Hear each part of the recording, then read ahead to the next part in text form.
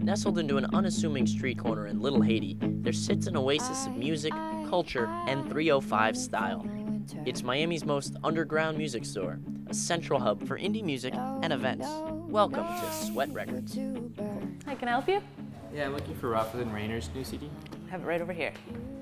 Sweat Records is partially your classic independent record store. We have a wide range of music across a lot of genres.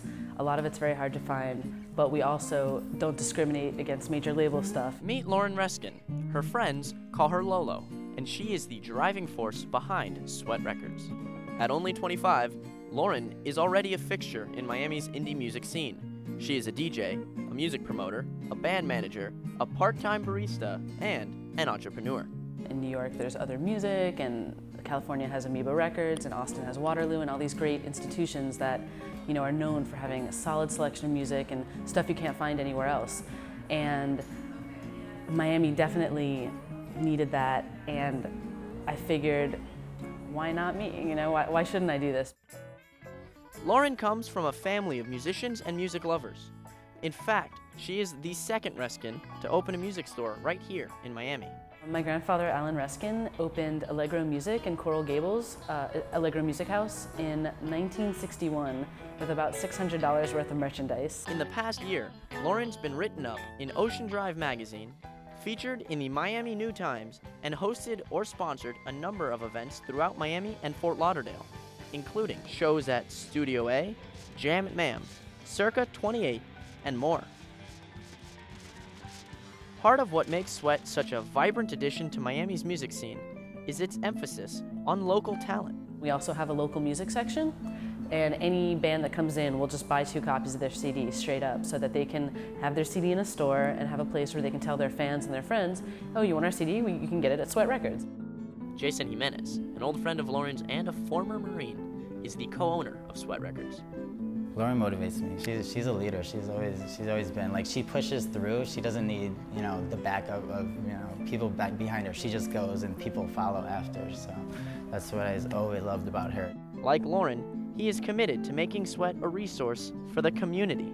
We do movie screenings. We're doing a book club, political meetings, of everything. It's kind of open to different people if whatever they want to do. They have an idea, if they want to try getting it organized, we help them promote it. We added the whole coffee counter. We set up a whole lounge area, cafe tables, the fish tank, everything, so that people, you know, now instead of just coming in and being a place where you picked up your CD and left, people could come and actually hang out. And that's really what we wanted, because there's just not that many places like that at all. Beth Orton, do you know her?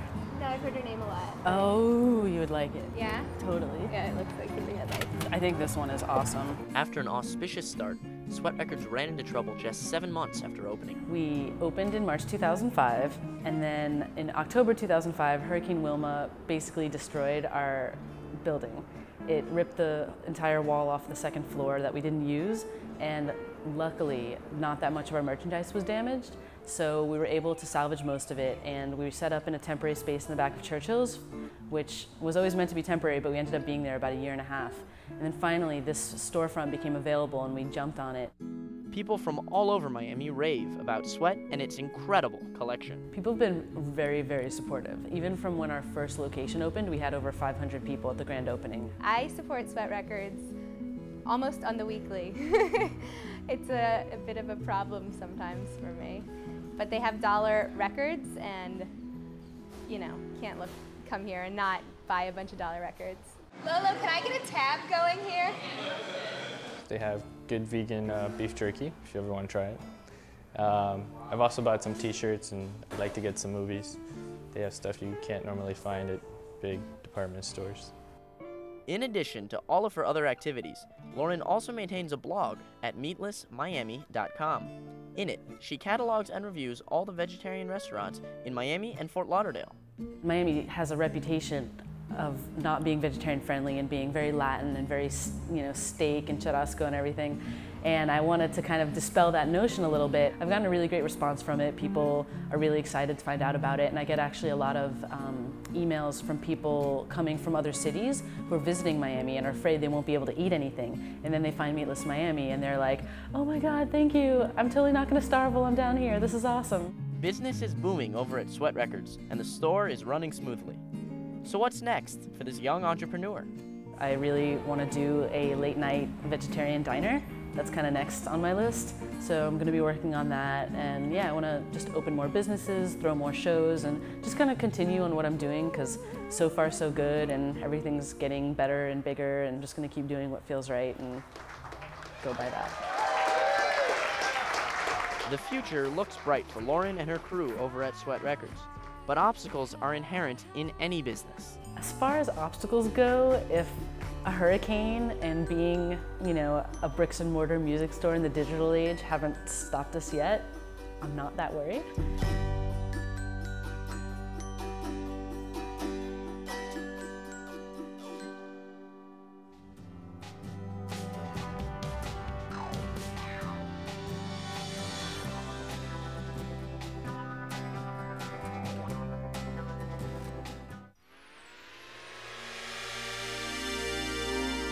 The preceding program was a production of WLRN Public Television.